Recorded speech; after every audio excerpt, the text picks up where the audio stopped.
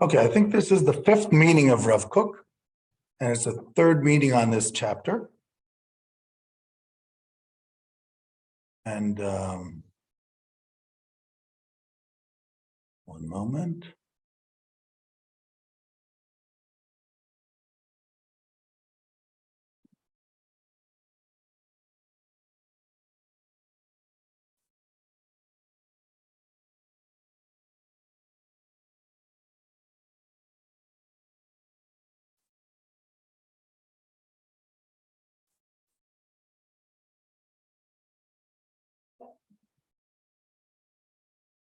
Right.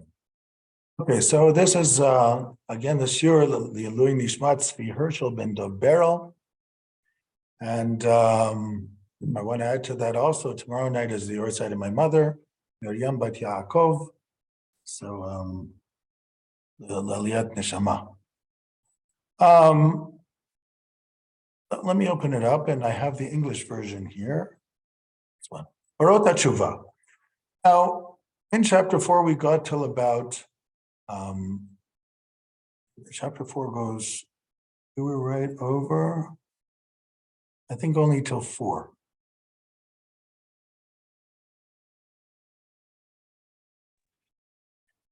Rav Kook. My argument is that Rav Kook's whole philosophy is based on the idea of teshuva. Teshuva, he doesn't understand necessarily as penitence, as trying to mend your ways. That's only part of it. As we saw in chapter 1 of Orot Hayeshuva, there's particular teshuva, which has to do with the individual. That particular teshuva has different levels. There's, first of all, doing teshuva against your body. Some people don't take care of themselves. They eat junk food all day long. They never work out. And then, of course, we wonder why we get sick. So the first teshuva for Rav Kook on the individual level is teshuva towards your body, to treat it okay. If you walk outside without a coat in the middle of the winter, you're going to get sick. That's just obvious.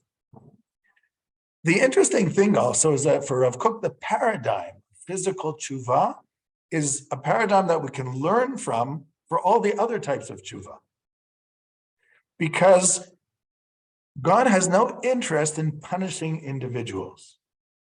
When you do something against your spiritual soul, just like when you do something against your physical body, the outcome is automatic. It's not a punishment. You didn't get sick when you went outside without the coat because nature was punishing you. It's just a direct consequence of your action.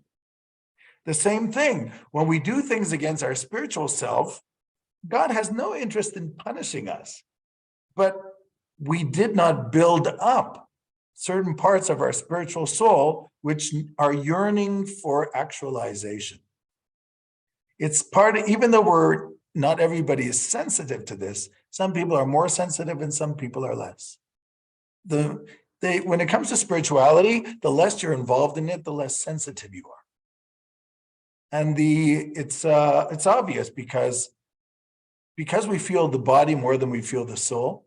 So if you haven't eaten for a whole day, you don't feel so good. But if you haven't davened for 30 days, you're okay. Didn't do tefillah 30 days. I still feel okay, right? Because we're not sensitized. We don't see what it's doing. You know, the Chafetz Chaim, Rav Yisrael Meir HaKohen. Shalom, shalom, shalom, Philip. Rabbi Yisrael Meir HaKohen was once asked by a student of his, why is it that in the times of the Bible, if somebody said Lashon Hara, if you gossiped against somebody, you got this, what the Torah calls tzarat, which wasn't the modern leprosy, but it was some type of strange skin disease. So he said, how come we don't get it today when we gossip about somebody? So the Chafetz Chaim said, of course we do, you just don't see it. It's there. Because you've damaged yourself. You've damaged yourself as an individual. And there's damage that comes out of a person shaping themselves in a certain way. Im tazveni yom yomayim ezveka. Rashi says, God says that when you leave me, for one day, you've left me for 2. Because when you move away, God moves away. So it's like 2 days and not just one. You move backwards one day, that pushed him off. It's like going on an escalator. If you stand in the same place, when you're going on a down escalator, you stand in the same place, you're going down. So if you go down, you're going down twice. So life is like an escalator going down because you always have to be in motion. You have to be a mehalech. Like it says in Zechariah, I will give you mobility among those standing. Among those standing, it was the angels. The angels don't have free will, so they cannot develop, they cannot progress. But human beings are called mobile because they can develop, they can progress. We can become better than we were yesterday. We have that ability. If we didn't have that ability, there would be no point to the whole human experiment. So I was talking again, so individual teshuva teaches a lot. It teaches that when we forsake our bodies or forsake our souls, we're not getting punished. It's a direct consequence of the action. And then there's teshuva emunit, of course, when people do things against the Torah, which we don't always understand. And there's teshuva musarit, when you do something unethically. Okay, if you do something unethically, at least you have a guilty conscience, which is like a thermometer, which tells you did something wrong. Figure it out. There's a reason you have a guilty conscience, right? In the Torah, we believe that guilt is effective as long as it's a temporary thermometer to remind me that I did something wrong. You're not supposed to dwell on it for the rest of your days. You're supposed to amend your ways. You mended your ways, you continue.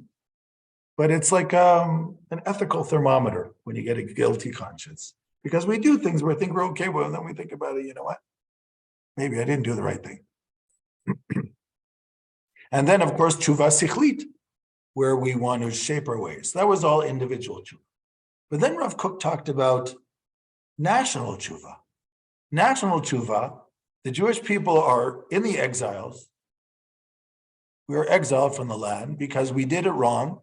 We say in the tefillah, mipnei chataenu galinu me'artzenu. Due to our sins are we in the exile. And the teshuva itself is coming back to the land. Now, when it's the wrong time, God doesn't let us back to the land.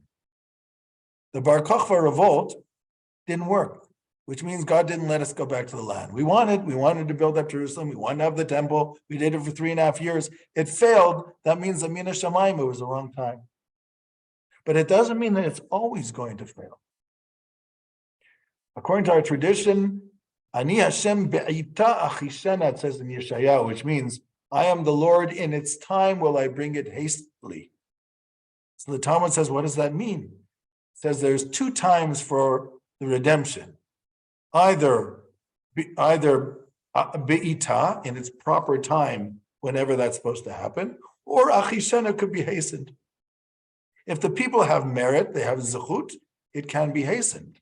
If they don't have merit, it happens in its time, because we say in the tefillah, umevi goel livnei v'nehem lema'an shemo be'ahava. God brings a redeemer for the children's children for the sake of his name. And it also says in Yechezkel, chapter 36, lema'ani, I say, I do this for my reason, for myself, God says to the Jewish people. Because when the Jews are in the diaspora, it's a chilul Hashem. It's a desecration of God. Because people say, that's God's people, and look what they look like. So it's a desecration of God's name. And that's why in Yechezkel 36, the Navi says, I'm taking you out because anichas al shmi amchulal. I don't want my name to be desecrated by the nations. So the act of taking the Jews out of the Galut, when the Jews want to leave the Galut and build up Eretz Yisrael, that is an act of national teshuva because you can't do it by yourself. You need lots and lots of people to do that. So even remember the early Zionist movement, if you talk about, what they call the first Aliyah, weren't that many people in the first Aliyah. You still had the people from the previous Yishuv, the old Yishuv, but The second Aliyah were the ideologues, the generation of Ben Gurion, 1904, 1905, 1906, what we call the second Aliyah. All the ones who became Chavrei Knesset, they either left or they became Chavrei Knesset, or the head of the Jewish agency, or things like that. That was the second Aliyah, and that was the rebellious Aliyah, the second Aliyah. The ones who all came from religious homes, but rebelled against Jewish lifestyle. And they saw Zionism as the new Jewish ethos, or the new Jewish identity. Remember, that generation, the rebellious generation of what we call the chalutzim of secular Zionism, rebelled against religious Judaism, but didn't rebel against Judaism. They saw this as a new identity for the Jewish people. I'm not sure if their grandchildren see it the same way. Maybe some yes and some no, but definitely these people did. And their being Jewish always came first before their being socialist. All these people. Rav Kook understood that. And Rav Kook understood that these people, for them, the fact that they're building up the land is a big mitzvah. And you have to disassociate the fact that they're not keeping the mitzvot from the fact that they're doing a mitzvah of building up the land. And just like God can bring the Mashiach through Yehuda and Tamar, as if you remember the book in the story in Breshit, Tamar was supposed to get the third son of Yehuda, Shelah. And Yehuda didn't want to give Shelah to Tamar because the first two sons had died after they were married to her, and he was getting nervous that there must be something wrong with her. So even though Shelah grew up, he did not fulfill the Yibum, and Tamar was left alone. And then Tamar dresses up as a harlot, and Yehuda sleeps with her, and they have a child, two children, twins, Peretz and Zerach. And Yehuda wants to kill her, but then he realizes it's him. And then he realizes that Tamar was correct the whole time, that he was supposed to give Shelah to Tamar. And then this is where King David comes from. Like we're going to read in the book of Ruth on Shavuot, King David is descended from Tamar and from Peretz. And from King David will come the Messianic king in the end of days.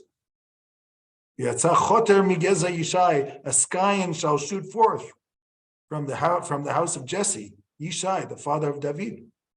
So God can work in very strange ways when he wants to. Just like he can work with strange actions of Tamar. Same thing with King David. In the book of Ruth, by the way, you also have a very strange story there.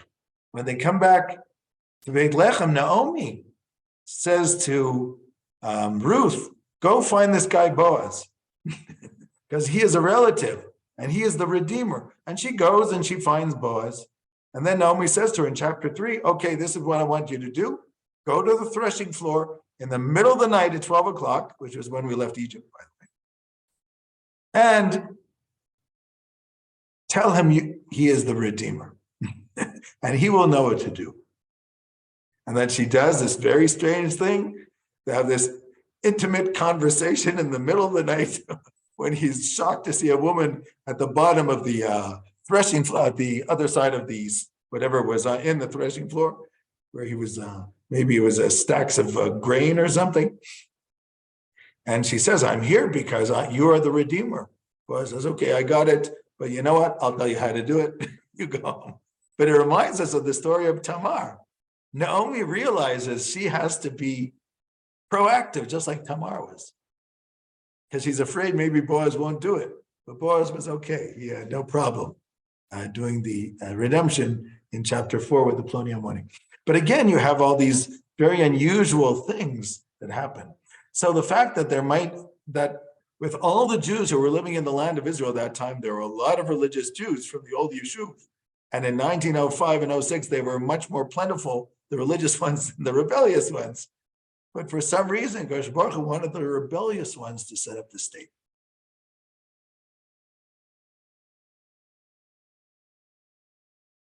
You know,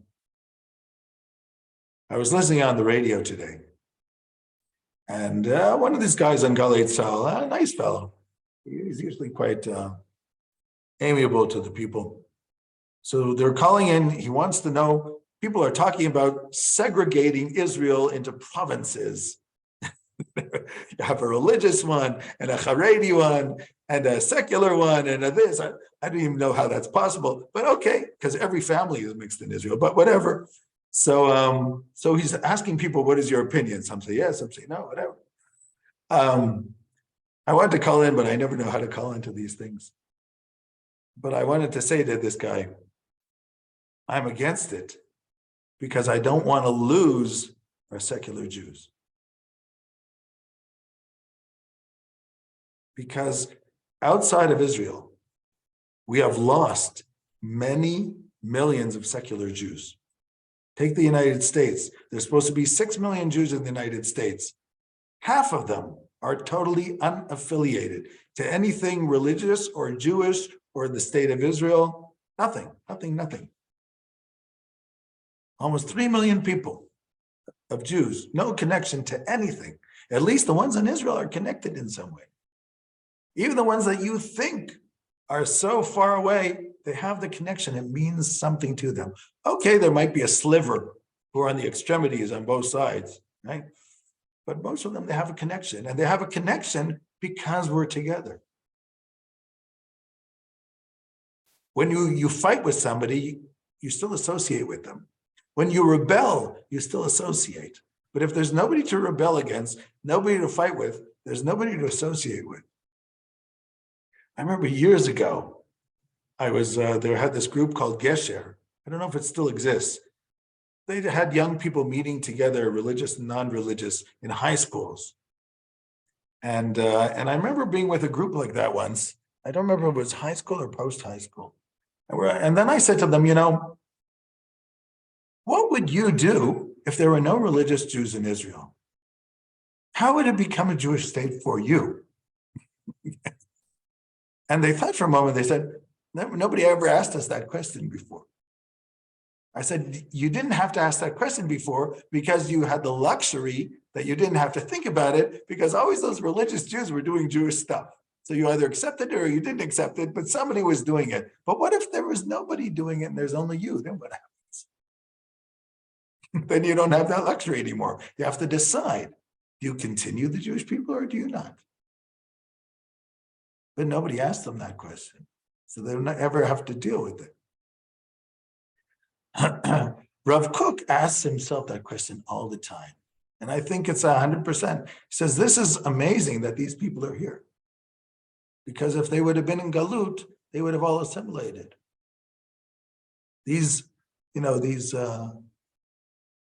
I'll read you something from Rav Kook from another place. This is from Arpalei Tohar. Arpalei Tohar was a book that for many years Rabbi Tzvi Yehuda Kook did not want published. Not sure why. I find it one of the most fascinating books of Rabbi Kook. I have it only in Hebrew, but I want to read to you two passages. The first one is about Rav Kook talking about the rebellious Chalutzim, those early Zionists, how he sees the early secular Zionists. There's a lot of very interesting passages about this. He says, Hanefesh shel Poshei Yisrael. Okay, I have to explain something. In Kabbalistic language, there are 3 levels to the soul. You have what's called nefesh, which is really the soul that we are aware of. But in Maimonidean thinking, it's called the nefesh maskelet, the intellectual soul. It's the intellect, it's the emotions, it's also the autonomous systems within the body. Those are like the 3 levels of the nefesh. Seichel, what's called moach lev kaved, which is seichel, which is intellect. Regesh, which is called lev. And kaved represents all the autonomous physical systems in the body. Digestion and breathing and the blood and growth and fertility, etc. So all this is nefesh. It's the soul that we are aware of, the life force which is within us. Above that, for the Kabbalists, you have what's called ruach, which is translated as the spirit. Ruach is the part of the human being which is slightly above our consciousness. It's not totally subconscious, it's almost like pre-conscious. So most of the time we don't come in contact with the ruach. It's our spiritual side, but sometimes we do. There was a social psychologist by the name of Abraham Maslow, and he had this idea which he called peak experiences. He said that human beings live for these peak experiences, and these moments of joy, these are moments of inspiration, of jubilation in our lives, happy moments. And these are the moments that give us power, that energize our batteries. A peak experience could be, for instance,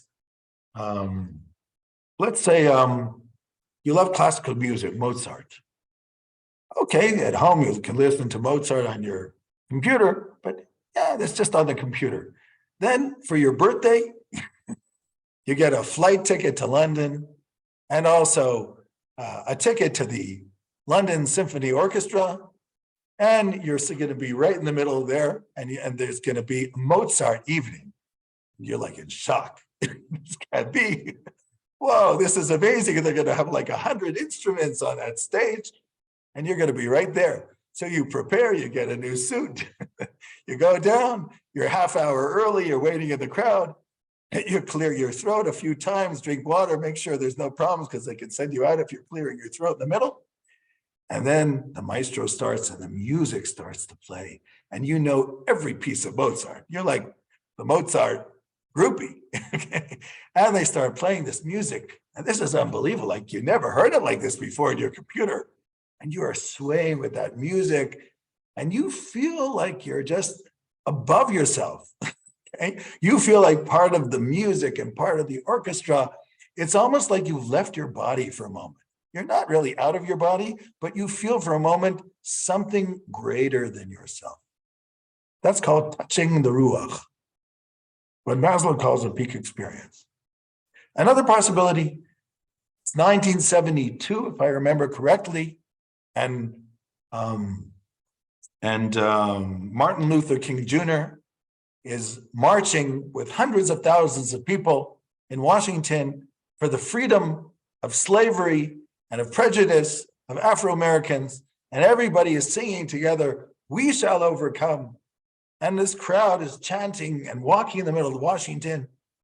And in their minds, they can feel the walls of prejudice tumbling. And for a moment, you feel like you're not just an individual, you are part of 400,000 people. You're not just yourself. It's the group experience that people can have. That's called touching the ruach, because the ruach is not in your body. It's not in the kli. So it feels infinite.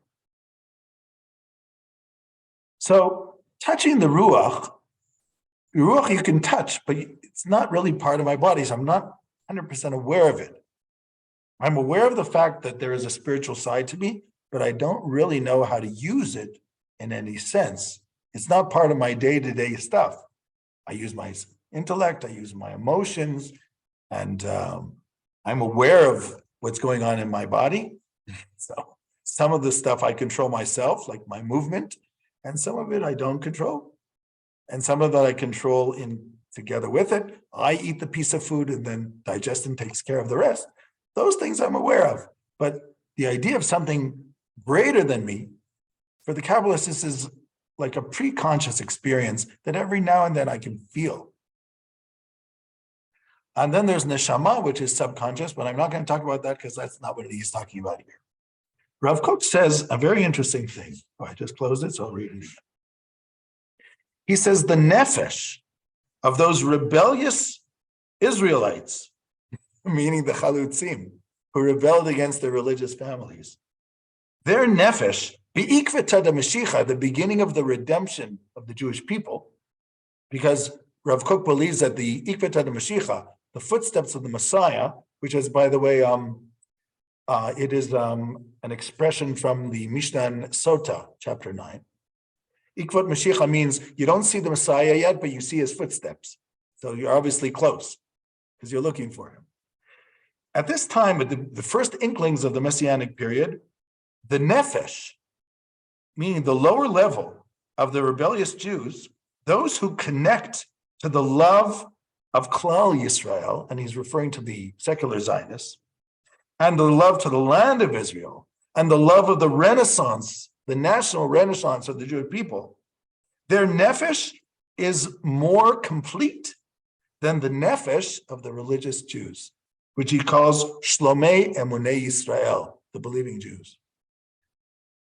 Because the other religious Jews don't have this advantage of being connected to the collective, the way the Zionists have understood Jewish nationalism. And the idea of building up the land together. However, the Ruach, the spiritual side, is much more complete among those who keep the Torah mitzvot than the ones who are the Zionists, the secular Zionists. It's very interesting. He says each one has an advantage and a disadvantage.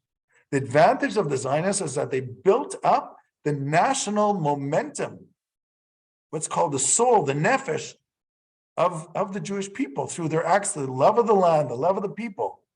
They've really completed it in their minds. They're working on it. Whereas the religious ones are working on the spiritual side, but you need both. You can't have one without the other if you want to build up complete Jewish people. Just like a human being has a nefesh and a ruach, the national entity of the Jewish people has a nefesh and a ruach. So the Zionists are building up the nefesh, and unfortunately, some of the religious ones are left behind. And the religious ones are building up the ruach, where the Zionists, when it comes to ruach, are a little bit left behind. But if they work together and they influence each other, they'll understand that it's all one entity, because everybody is a body with a soul and a nefesh with a ruach. So Rav Kook understood this. He also understood that the chances, and I think I mentioned this before, of the state of Israel being built up by religious Jews was quite remote. You needed secularists for this, because there's certain things religious Jews, especially rabbis, would have never had the guts to do, like send young men to war over the land. Which rabbi would have gotten up before the state and said, okay, let's have an army, even if these young boys might all die in battle? Probably nobody. You needed a radical like Ben Gurion to do that, and others. So it was a different mentality. Rav Kook says that specifically, but I'm not going to read that. So getting back to Orot Hayeshuva, just saying in the national teshuva, this feeling of the Jewish people coming back. It starts with Jews who are far away from religious life, but they have a strong sense of the national entity of the Jewish people, and that's exactly what is lacking.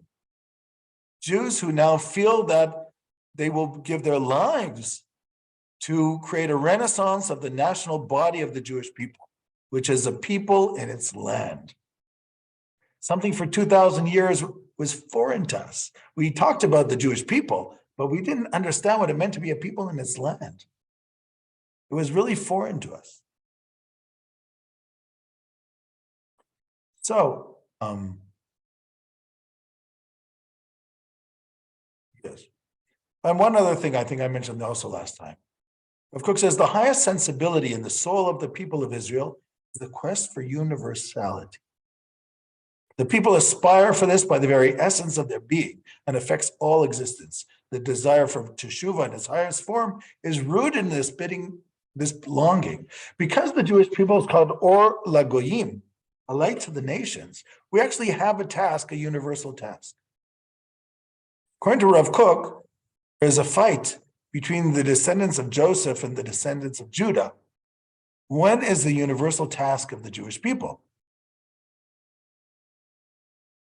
If you remember Joseph's dreams, He dreams that the sun and the moon and the stars all bow down to him. And Jacob, his father, interprets that. Does it mean that me and your mother and your brothers are going to bow down to you? But what is it? The sun, the moon, the stars. That's the whole world. The whole world is bowing down to Joseph. Rav Kook says what that means was, he believed that the message of the house of Abraham was a universal message.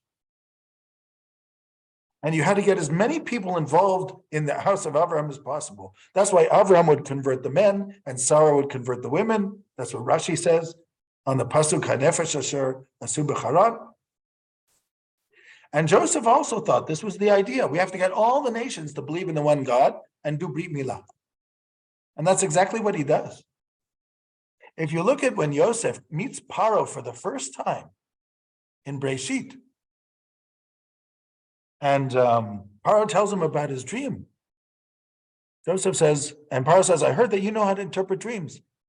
Joseph says, no, I don't. God knows how to interpret dreams. Now remember, this is a pagan he's talking to. He says, God knows how to interpret dreams. So, well, what's the meaning of my dream? Joseph said, not a problem. God is telling you what's going to happen. He's going to send 7 years of plenty and 7 years of famine. What God is telling you, he's telling Paro. 5 times he says, God is telling you this. What does Paro say at the end? I need somebody smart who's going to be in charge. And he says, it must be you because you have the Spirit of God in you. He's almost converted Paro. That's what Joseph does. He's a man spreading the message, spreading the good news, as our Christian cousins would say. So that's what he's doing. You know that the Midrash says that Yosef told Paro that because he's taking that job, he has to have all the Egyptians circumcise their male children. Midrash Rabbah says he asked all the Egyptians had to circumcise their male children.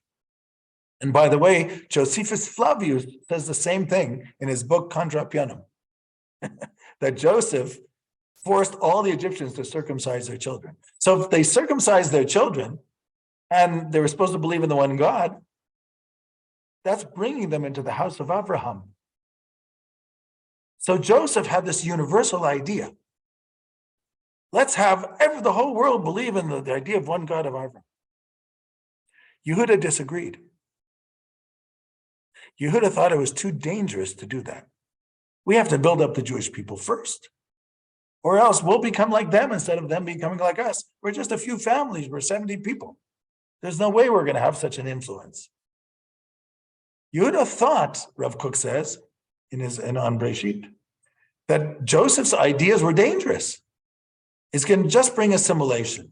There's no way at this point that we can get the whole world to believe in our beliefs. We're too small. And so what happens when Reuven says, let's put him into the bore, and Shimon and Levi say, let's kill him? Yehuda says, no, we're going to sell him. These people will bring him down to Egypt, which is the superpower of today. If God wants Jewish universalism to carry on through this man, it's going to happen. If he doesn't, it won't. It won't be in our hands. That's what Rav Kook says about the argument between Yehuda and Yosef. But Yosef goes down, he becomes the viceroy of Egypt. What was the idea of Yehuda? The idea of Yehuda is that it's only in the end of days. Vaya b'charit hayamim, it says in Yeshayahu chapter 2. In the end of days, the nations shall come up to the house of Jacob and say, teach us from your ways, but not now. So for Rav Kook, this is the argument of particularism versus universalism. Judah is not against universalism. He just thinks it's premature. This is not the time. According to Manitou, Rav Leon Ashkenazi, he explained that Yosef actually changed his mind. When did he change his mind? With Potiphar. The Midrash says that Joseph was going to give in to Potiphar's wife, who tried to seduce him. But at that moment, he had a flash where he saw a picture of his father. I know it sounds very Freudian. Had this flash, he sees a picture of his father. So Rav Ashkenazi explained, what does that mean? He realized that if he gives in to the Potiphar's wife, the child will not look like his father. It'll be Potiphar's wife's child. And then he runs away. Of course, according to the Midrash, he actually marries the daughter. It's not, but Potiphar is actually the daughter of Potiphar. But of course, at that time, before Ma'amad Har Sinai, when the women were incorporated into the tribe, they kept the traditions of the tribe, and that was enough. Only after Har Sinai, do you have what's called matrilinear descent.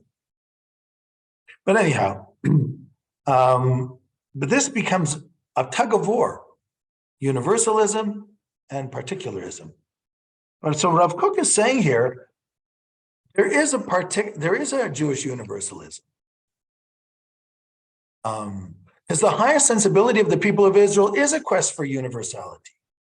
It's part of our essence. It's part of our existence. It's this rooted in this hidden longing for the redemption of the world. What is Geula? What is redemption? It's not only the Jewish people, it's the whole world. It's Vigar Za'evim Keves. It's the fox sitting with the lamb. Lo yareu v'lo yashchitu b'chol har kodeshi. They shall not corrupt my temple mount anymore. Nation shall not raise sword against nation, nor shall they learn war anymore. It says both in Yeshayahu and in Micha. But for that to happen, the Jewish people have to get their act together. And the world is waiting for us. We're waiting for them. They're waiting for us. I was listening to the radio this week. I think I might have mentioned it on Shabbat.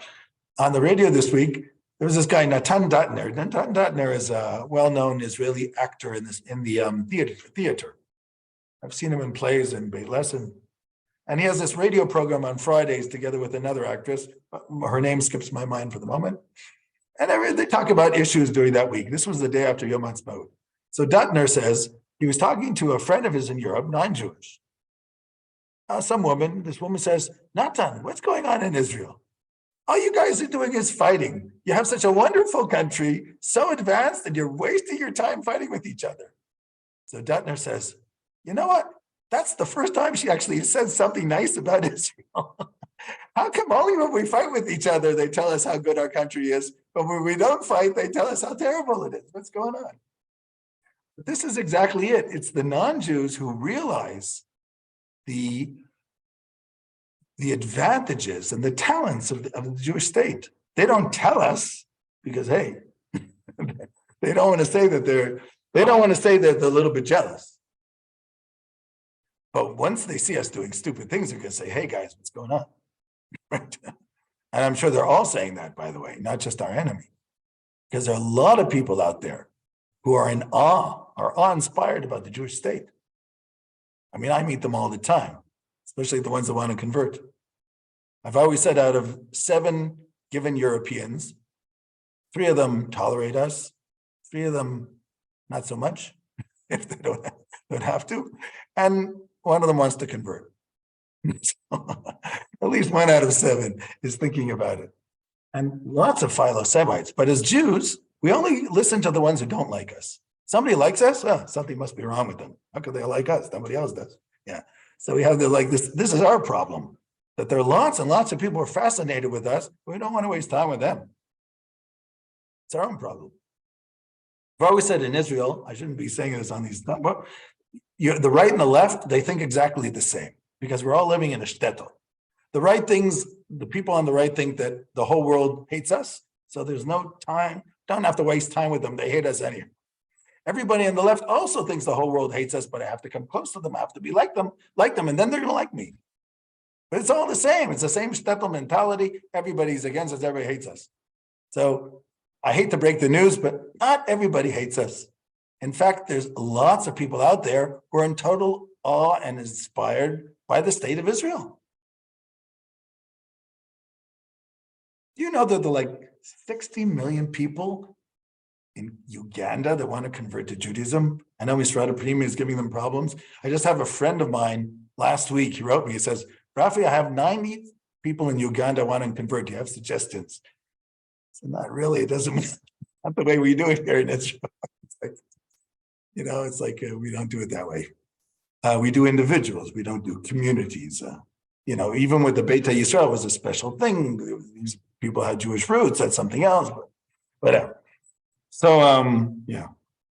But I'm just saying there are lots of people like us. Lots of people fascinated with us. I know this guy lives in Israel now. He's not Jewish. Lives in Tel Aviv. I think in Hershel. Said, what brought you here? He was in Greece. Said, well, we didn't have a lot of channels on television. And I noticed there was this channel from Israel was in Hebrew. So I asked my mother if she would pay for classes that I could learn Ivrit, learn Hebrew. Because I wanted to watch another channel on television. So she did, but she said to me, don't waste my money. Either you learn it or you're wasting my money. So I learned it and I got interested. And now I'm doing a doctorate. He's doing postdoctorate work in Tel Aviv on the Middle East. You never know. You never know what people think, what the fascination some of the people have about us.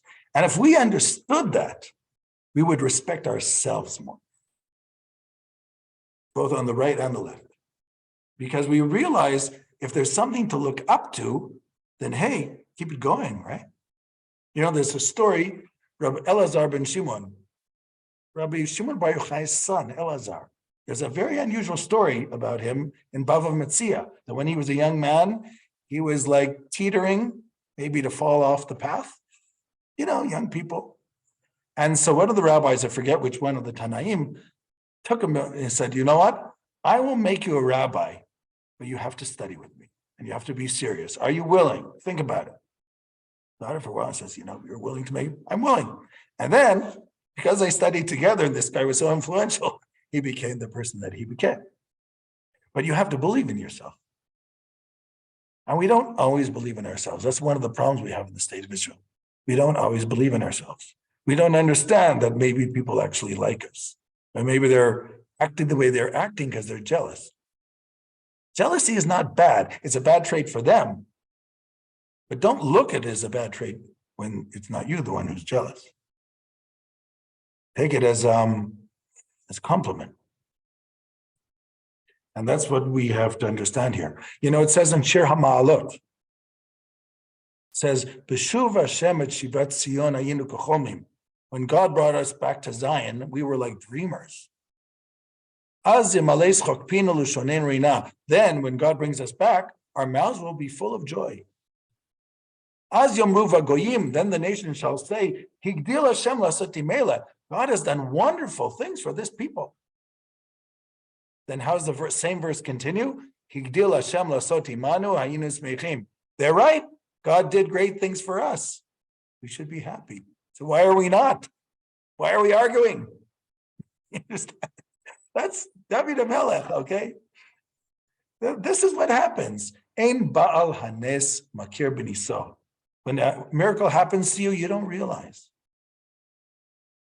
You're in a car, the car was totaled. You walk out unscathed.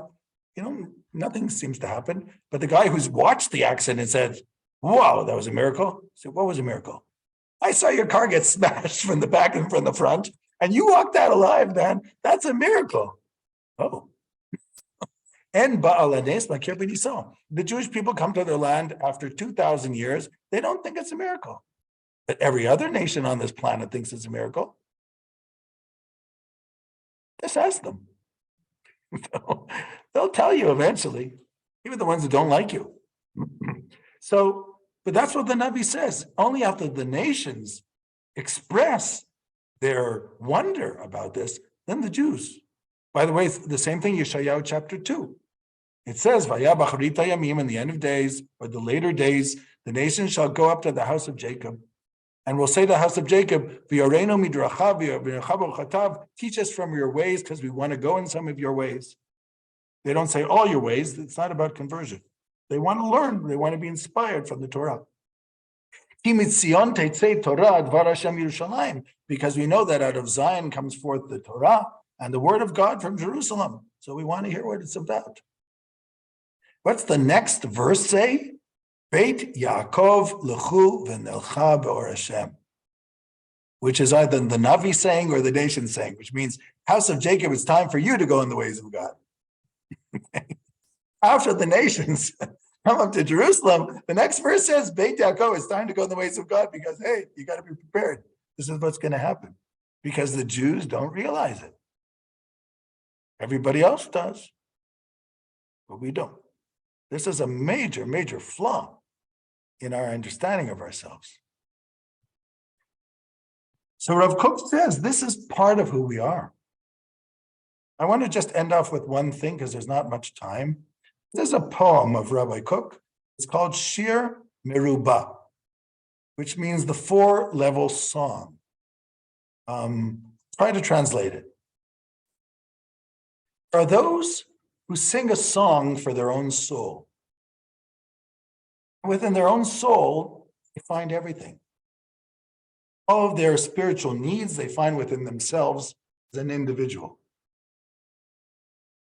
Then there are those who sing the song of the nation. They're able to break out of their own circle of their individualism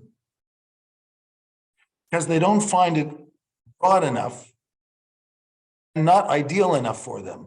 They're looking for something greater than just their own soul. They connect with collective of Israel, connect the Knesset Yisrael, and they sing the song, this higher ideas and pure and higher ideas, which come from an inner source, the song of the nation. And then there are other people who want to transcend that and go even further, and they sing the song of mankind, the human spirit, which is within glory of us being created in God's image. And we try to reach higher levels of actualization. From that source of life, we are inspired and envisioned. And then there's even a higher level. Somebody who becomes so exalted, they become one with all of the cosmos, with everything which is created, with all the worlds, and all of the universe is singing a song together with this individual. That is what is called in our tradition, Perek Shirah. Perek Shirah is this little song of what the animals say, what does the sun say, it's called Perek Shirah. It's a very old tradition. And it says that anybody who can sing Perek Shirah every day, they know they have a place in the world to come because they have discovered the meaning of the whole world, not just of themselves and of their nation, of mankind. The whole world now they can derive meaning from. And there are those who look at all these four levels from one vantage point. They understand that all the four songs come together into one chorus, the one choral singing. Kol sason v'kol simcha, kol tzala v'kol rina, kol chedva v'kol k'tosha. They're all different types of voices. This is the voice of it's a song of the soul, song of the nation, song of mankind, the song of the universe. They all become together at the same moment. And this innocence and wholeness becomes a holy song, becomes God's song, the song of Israel, in a very true and grand way. For the word Yisrael are two words, Shir El, God's song. And these are the four songs: simple song, double song, triple song, the quadruple song. Like it says, Shir HaShirim Asher LeShlomo, Song of Songs for King Solomon. The Talmud says, the king who peace belongs to him. So for Rav Kook, the whole world is trying to come together. That's teshuva. There's on the individual level, on the national level, on the universal level, on the level of mankind and the whole universe, because there are also animals and plants and other things within the cosmos. And there is sanctity and holiness in everything. But it takes time for people to understand this. I've always said for a man who was born in a shtetl, Rav Kook is quite a universalist. So, he really does not have the shtetl mentality when you read some of his ideas. It's really quite surprising to such an extent. And even the way he's able to look at the Jewish people, and even those who rebelled without, without the batting of an eye. Oh, you don't understand. The rebellion is not because they're against the Jewish people. Not a lot of people had the ability to say that in his day, but he was able to see people differently. This is the idea of teshuva. Teshuva is to be able to see you see the best in everything. You have to start with yourself. I can see myself. First of all, I see myself as a healthy human being, so I live a healthy lifestyle. Then I want to be an ethical human being, which is part of the health of my mind and my spirit. And I want to develop my intellect, because human being is an intellectual soul. And I want to connect to God too. All this is on the individual level. Then the national level, I want to connect to the Jewish people and to the land. On the international level, I can see good in the nations. And I want to interact with them so they understand me and I understand them.